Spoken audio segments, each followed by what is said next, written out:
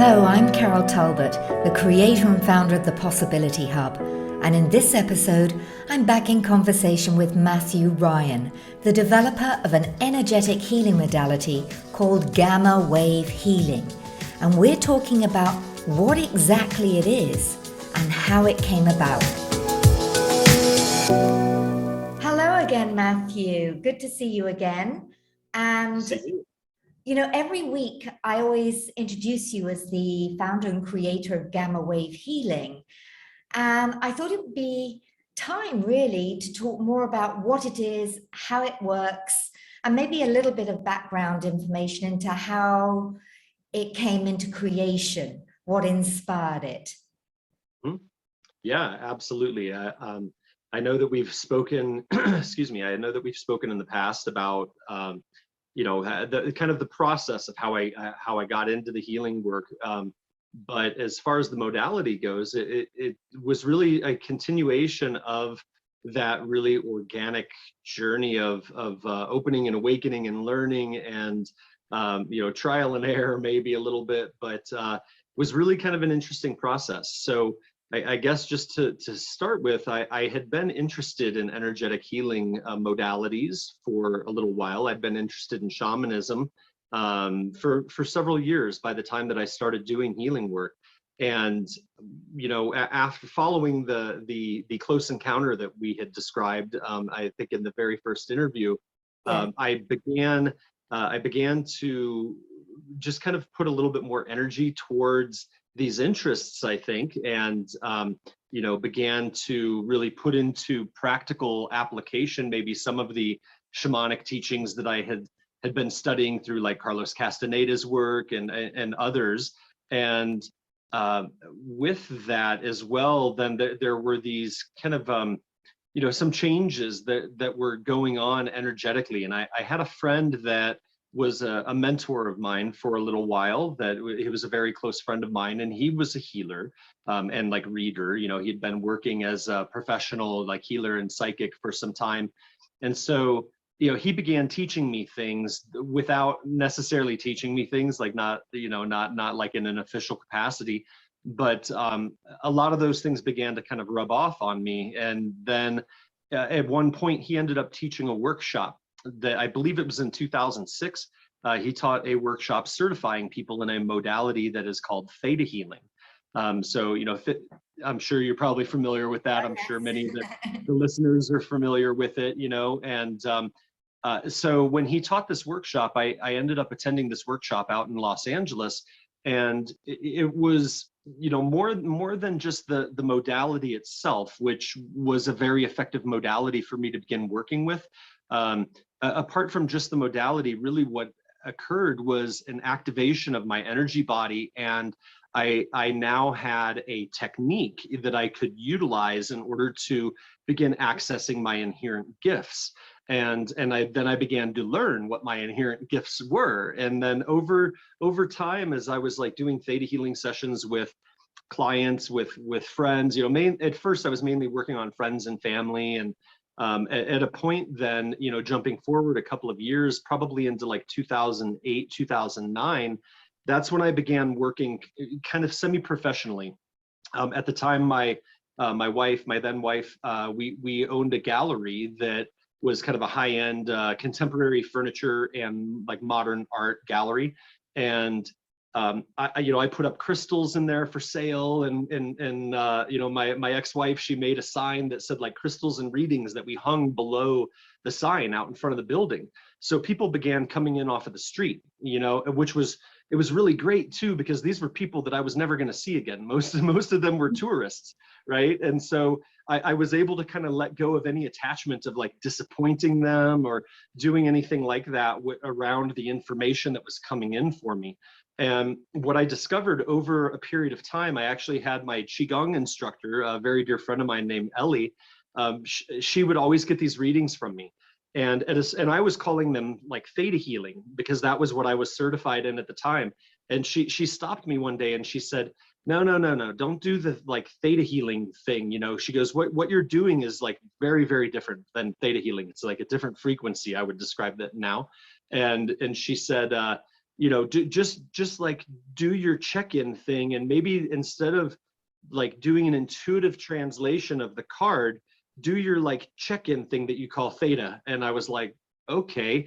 So I literally checked in, and instead of accessing kind of my intellectual knowledge of the tarot, I used this connection into source and this information. I just kind of gave myself permission to allow the words to just come. And so that was the first time I'd ever done a channeled reading then, which I didn't really realize at the time. And from that was kind of a pivotal moment in the development of this technique, because then I really began to get away from the techniques that I had learned through that modality, and I began doing my own thing. And so over the next several years, then this modality began to authentically develop. And at a certain point, when I was like really kind of clear about this is my own thing, I'm probably going to have to figure out like what to call this, just even in the sense of like, how do I put up a flyer and tell people like, what am I actually doing that's different? And it was very interesting, because as we had spoken about in that first the first discussion that we had, my primary guide that I have had ever since the close encounter is this star being from Alpha Centauri. And whenever I would go fly fishing, I would often go hike down into this very deep canyon where to the bottom where the river is and go fish. And I would always be in this clear, direct telepathic communication with her. And I was asking her one day, I said, this thing that I'm doing, what do I call it? Like, I'm going to have to call it something, right? And she said, well, if you need to call it something, you can call it gamma wave healing. And I said, well, why gamma wave healing? That's kind of like theta healing. And she said, well, because when you do your thing, when you're checking in, you're accessing a gamma brainwave state. And I was like, wow, okay, cool. And so in my own mind, I began formulating, okay, this is what I'm doing. I'm going to call it gamma wave healing, maybe. And what ended up happening then, I guess it was probably several months later, I ended up getting hooked up onto an EEG for like a brain, what do they call it? It's brain state technology, maybe, I think is the name of the technology. I was actually going to ask and ask you to share, because that kind of reinforced that you are indeed accessing gamma wave or gamma frequency, which is much faster than beta, and the other, almost the opposite end of the spectrum to theta, which is slowing the brainwave cycles down. And with gamma, you're speeding them up, and it's said to be the state of bliss.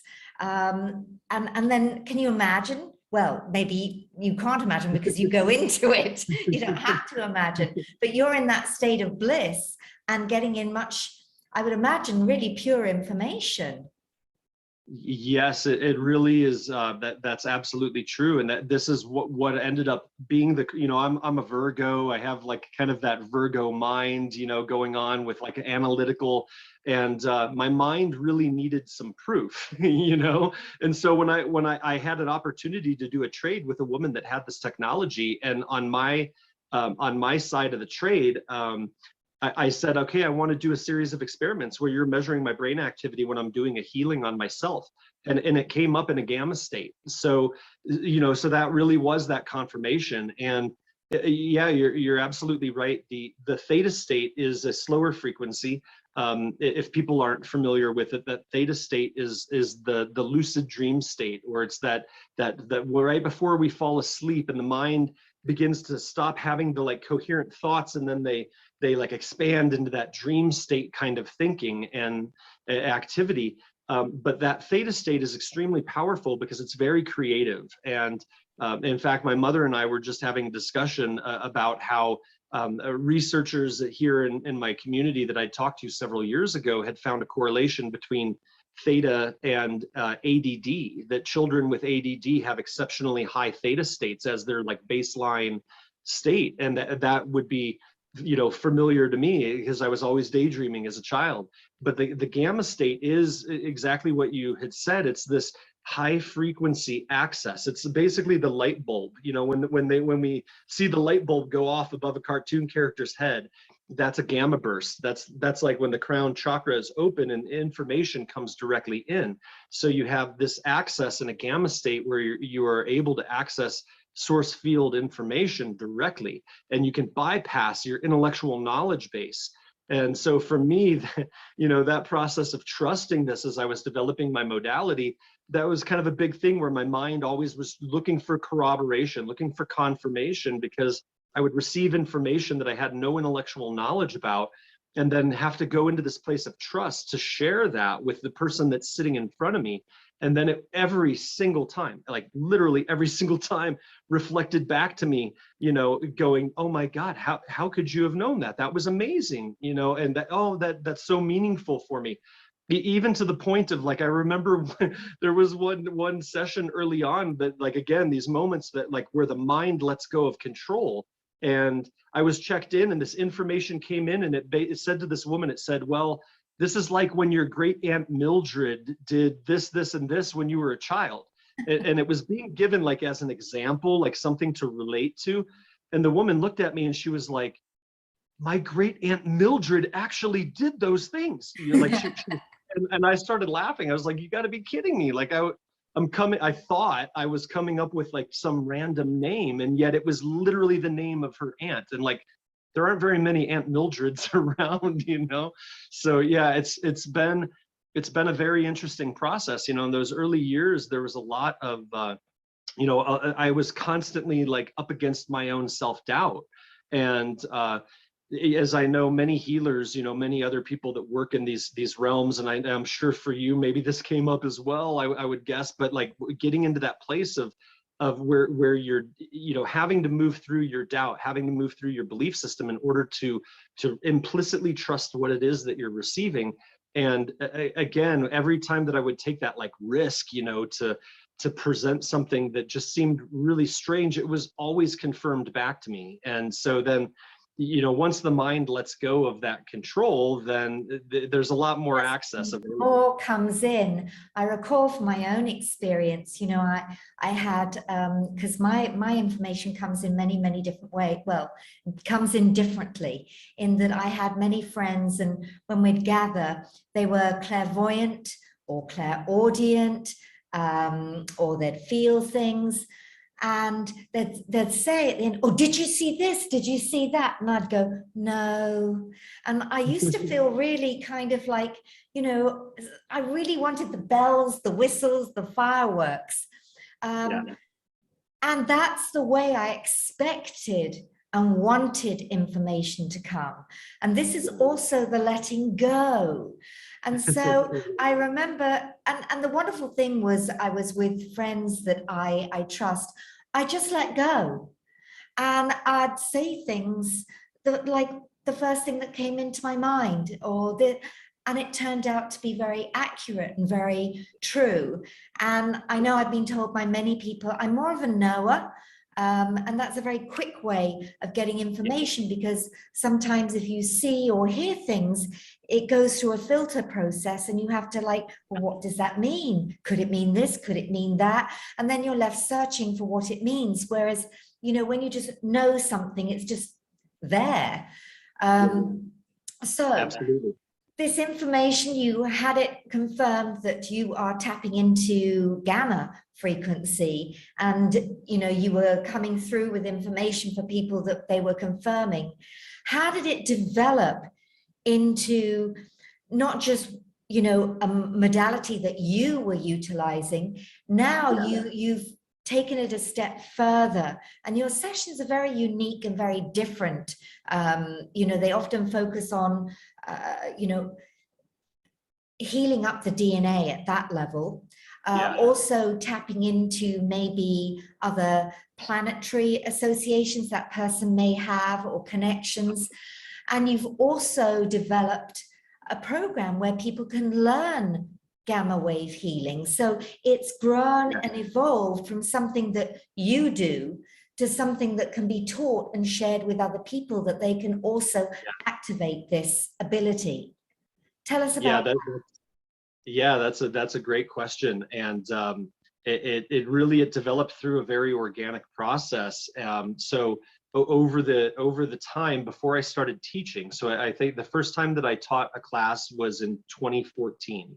But I started working it really in 2008, maybe 2007 a little bit, but in 2008 is really when I began working in any kind of a professional capacity.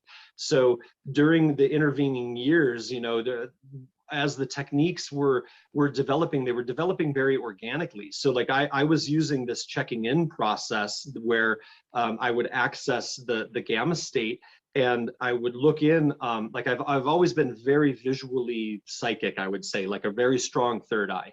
And so I would look in and I was seeing things, and I was always asking questions going, well, what is this? You know, show me in a way that I can understand what is this thing that I'm seeing.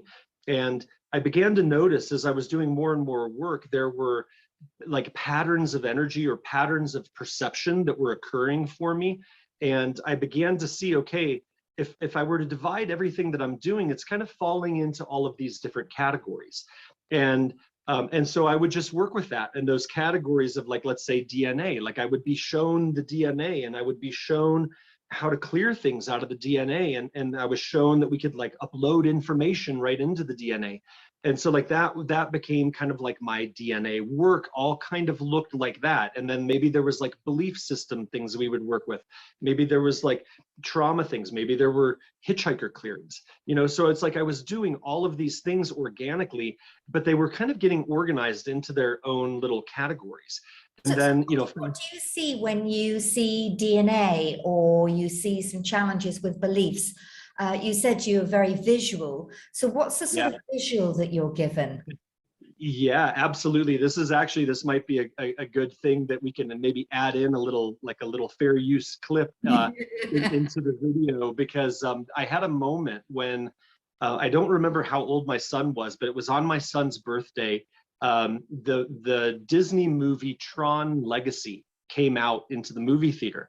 And so for me, you know, as a kid in the early 1980s, when the Tron movie came out, I mean, that was like mind blowing. It was one of the computer animation and amazing. Well, they did a remake of it a few years back, and I took my son to this movie, and we're watching a sequence in the movie where they access the holographic DNA of one of the characters. And I mean, I got like goosebumps remembering this, because this moment was like it was a really pivotal moment for me, because when the way that they visualized it in the movie, where this hologram of a multi-strand, like a 12-strand DNA shows up and it's rotating, and in the image you could see the distortion in the DNA.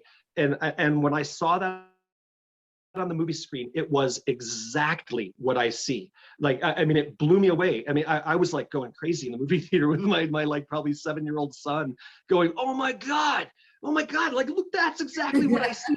You know?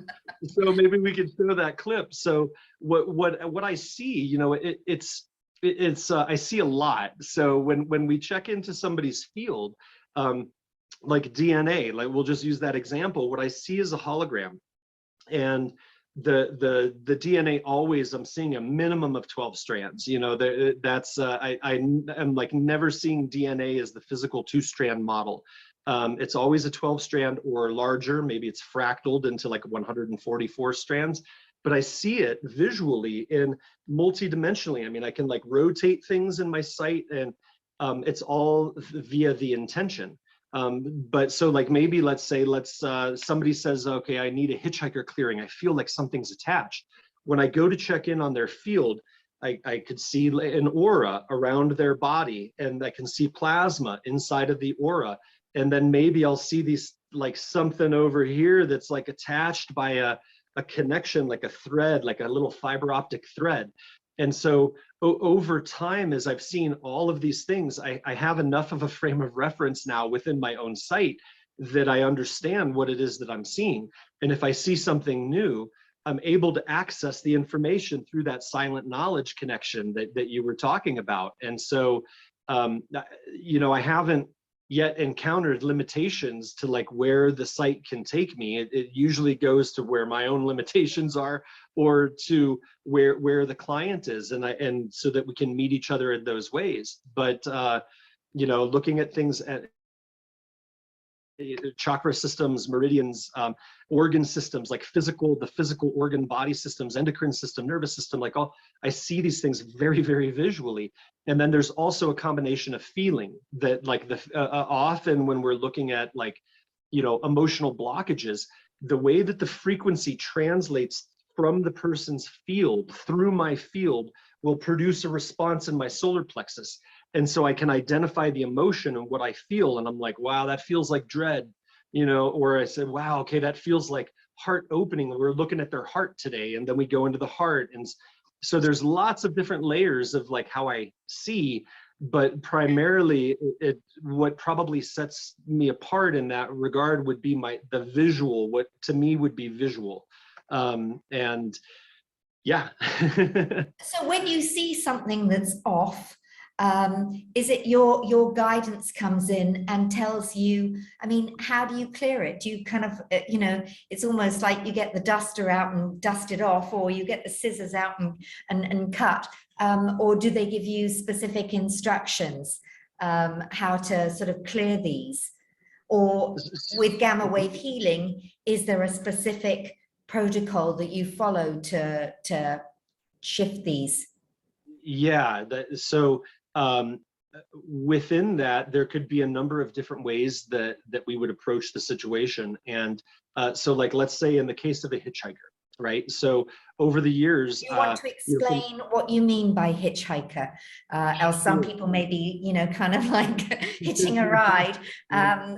What we have talked about this in other videos, but just to reiterate, if people are like, well, what does he mean by hitchhiker? Yeah, no, that's a good point. And it's always amazing to me as well when I work with people from around the world whose first language is not English, that when I say hitchhiker, they're almost universally aware of that term. So like, yeah, which is kind of interesting. And maybe that's like, 1950s Jack Kerouac or something, like I don't know. That's interesting. But yeah, so what I mean by a hitchhiker is the term comes from this situation of somebody standing on the road, you put up your thumb and you're looking for a lift. So sometimes we have energetic attachments that will attach onto or inside of our energy field. And maybe they're just looking for a lift. Like, it's like we have a very, very powerful energy body, and maybe somebody just needs a little, movement from here to there.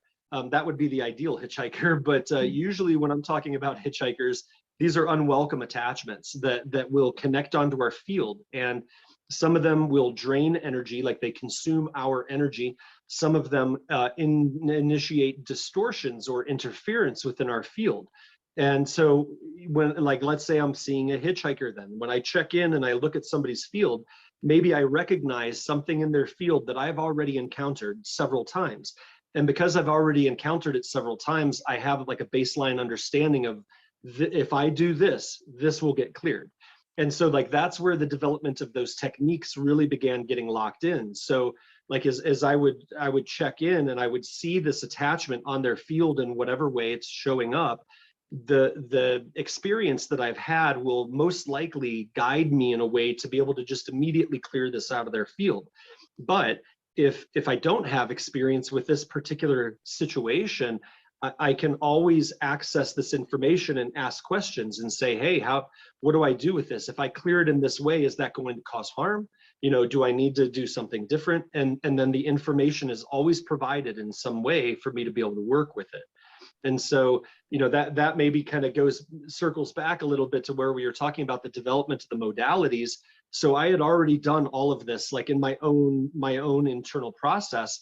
And in 2014, I had been working for about a year with now a very good friend of mine that lives in Sweden, and she had a healing center in Sweden. And she asked me if I would be willing to come and work with her people that were, clients and friends, and to teach them. And I was like, yeah, of course, I would love to do that. Super excited to go to Sweden and teach.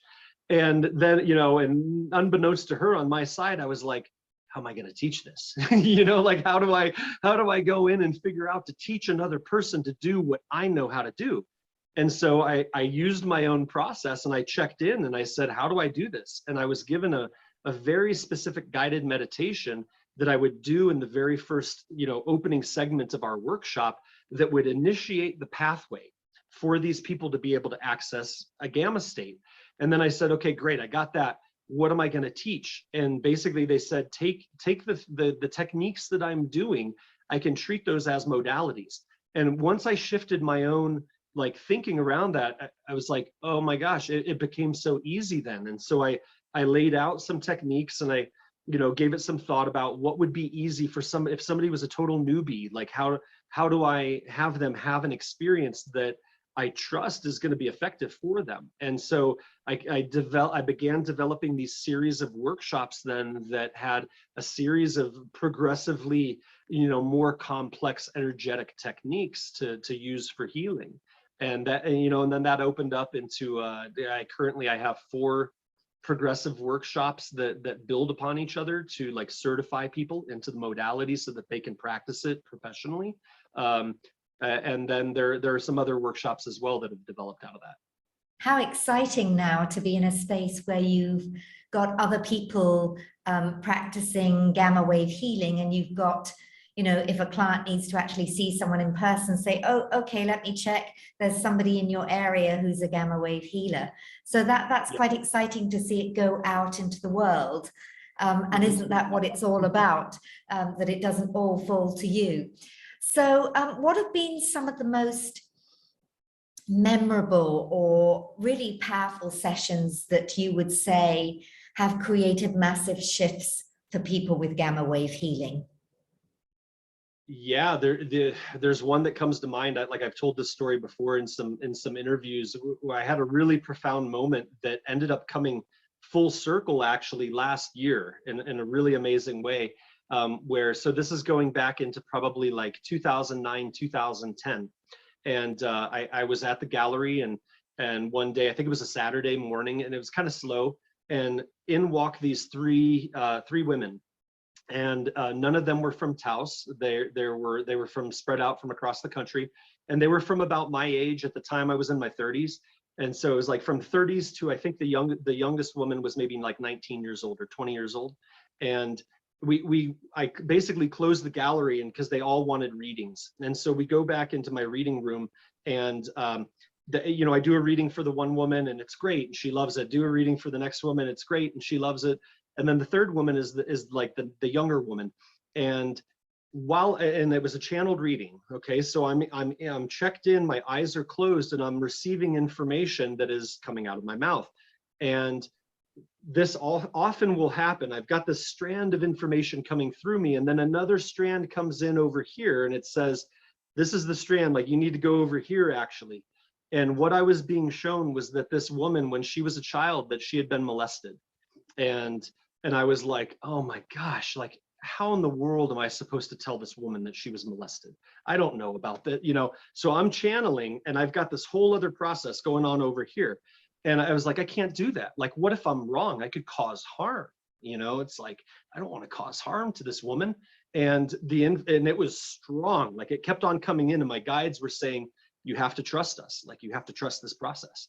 And I said, I'm never going to see this woman again. Okay. Like, you know, if, like I'll accept responsibility if something goes wrong here, but like, I'll do it. And I changed. You know, if you are going to share that information, they wouldn't be just telling her that information. They'd also be, how can it be healed up? Yes, yeah, exactly. And that's the piece with the channeled information. There's always these like healing frequencies that are coming through with the information. And so that, you know, I was getting a very strong, like, you have to do this. And I was like, okay. And I changed gears, and I allowed the information to go over here onto the side, and she started sobbing, you know, and I'm hearing from my guides, they were like, do not stop. Like, don't get affected emotionally. Like, it even still makes me emotional now, like remembering the moment. And I was like, okay. And I kept going, and I kept going, and she's crying, and her friends are hugging her. And, you know, it gets to a point finally where the information was like, now you can stop. And I was just like, whoop.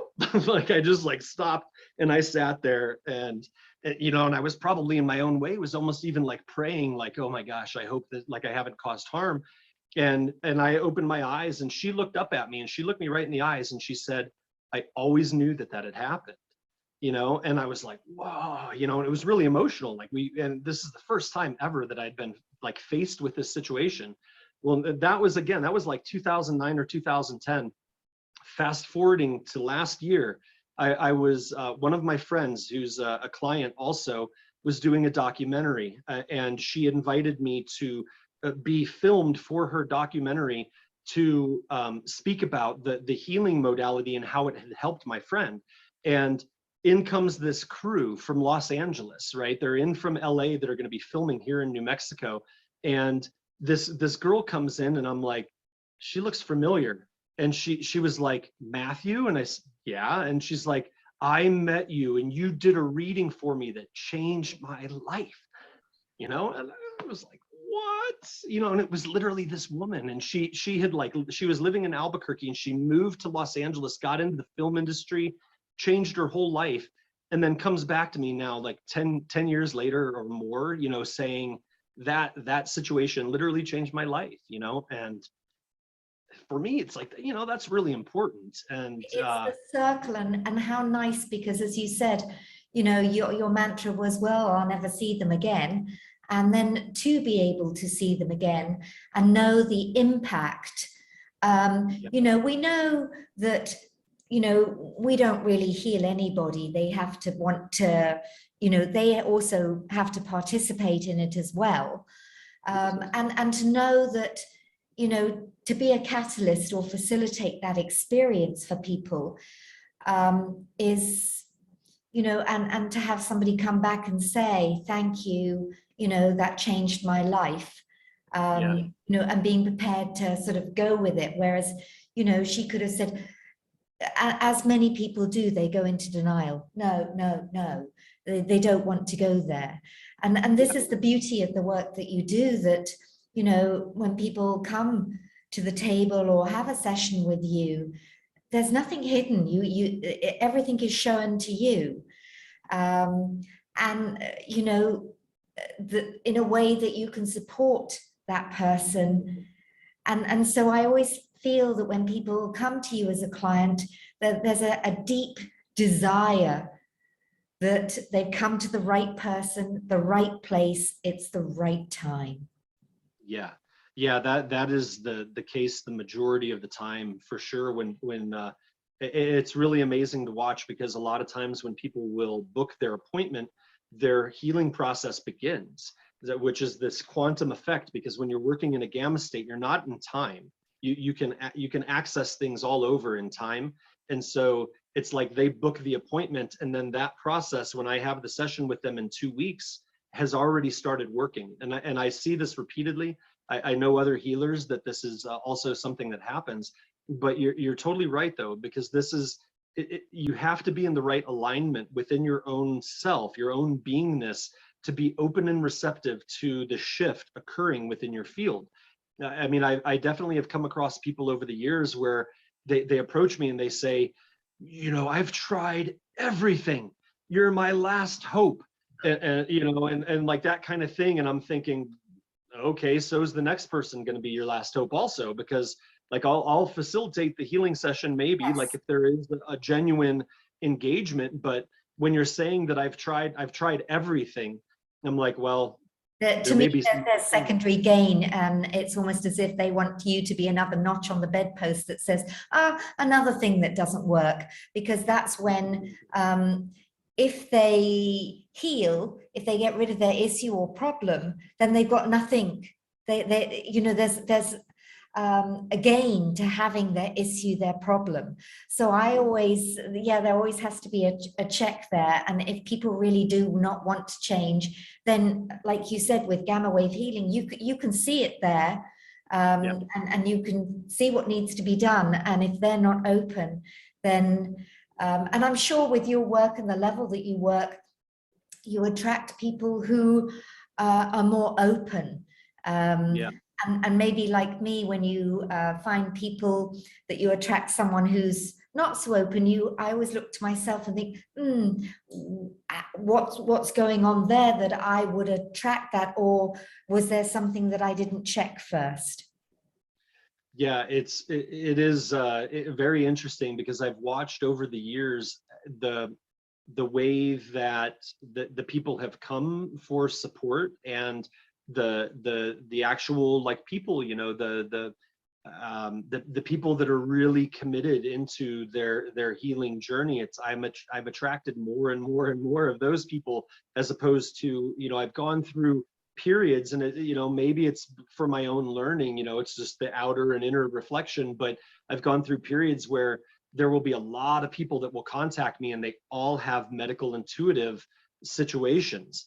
And I don't really like, I work with medical intuitive things, but I don't really like doing that as much as I enjoy personally doing all the like cosmic activations and the DNA and these other things. And so I've seen that where there will be all these people coming in saying, I have problems with this, I've got this physically going on, I've got this going on. And I remember very clearly I think it was about 4 years ago, I was like my energy was being drained because there was just a lot of it. And I kind of put out a signal going, listen, I need a bit of a break from this. I'd like to change what's happening. And from that point, the people that have come into my life that have been working with me regularly, especially over these last 2 years, during all these lockdowns and everything. And it's like I've had some very regular clients, and these are exceptionally high level people that I'm really honored to be coming into contact with, and all around the world. And I'm seeing these trends all around the world. People are waking up right now, and it's like things are shifting all around the world. And of so course, it's when you're great. doing cosmic activations, then shifting people's frequency means that the dis-ease or physical issues cannot exist. Yeah. So actually, it's working at a much higher level. And you said something about, in gamma, it transcends time. And I wanted to just add to that now it really transcends time and space, because whereas, you were talking in the early days, you were seeing people face to face. And I know that a lot of your work, the majority of your work, and this is the good news for people who are listening and thinking, gosh, I want a session, that you now, work and transcend time and space, because a great deal of your work is online, right? Yeah, that's correct. The vast majority of my work is remote with clients that are all over the world. And as long as you've got an internet connection or a cell phone connection, we have technology now that facilitates this. Like, 10 years ago, I wouldn't have been able to work in quite the same way, or 20 years ago, it wouldn't have been possible.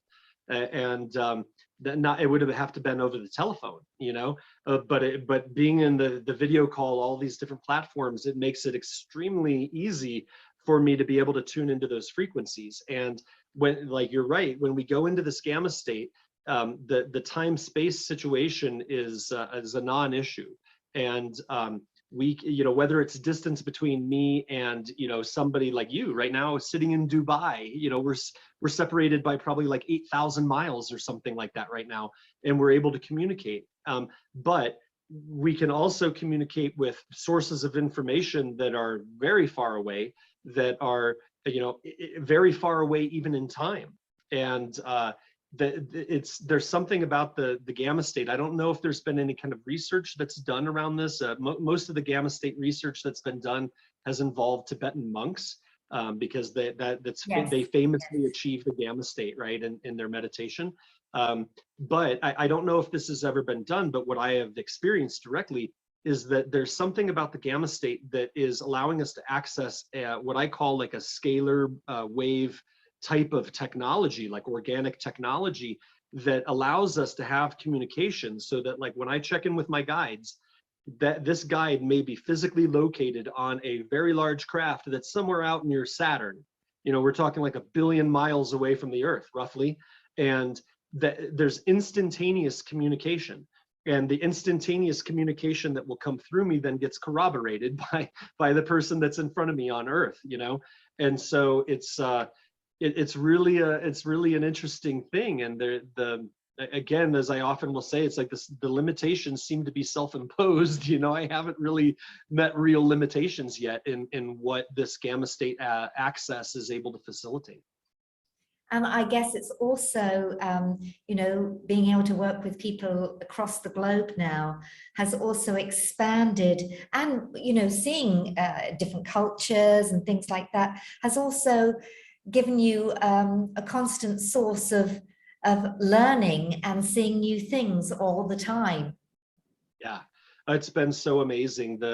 You know, that little invitation from my friend Osa to bring me over to Sweden ended up like fractaling, you know, and so it's like those connections I made on that first workshop opened up me doing work in the south of Sweden and in Denmark and then eventually I connected in with friends in Canada and friends in South Africa, and so I've been to South Africa I think 4 or 5 times now, and it's just really remarkable. And on a personal level, part of my gratitude in this whole process is being able to connect with all of these extraordinary human beings that are all around the world from every, you know, creed, color, shape, you know, wherever, location. It's like this whole scope, and seeing the common thread of our united humanity, you know, that is through all of this, and that even though somebody maybe that I meet in South Africa that grew up, you know, in these communities that are so different, there it's like that thread, that strand of humanity and the energy and the consciousness and the love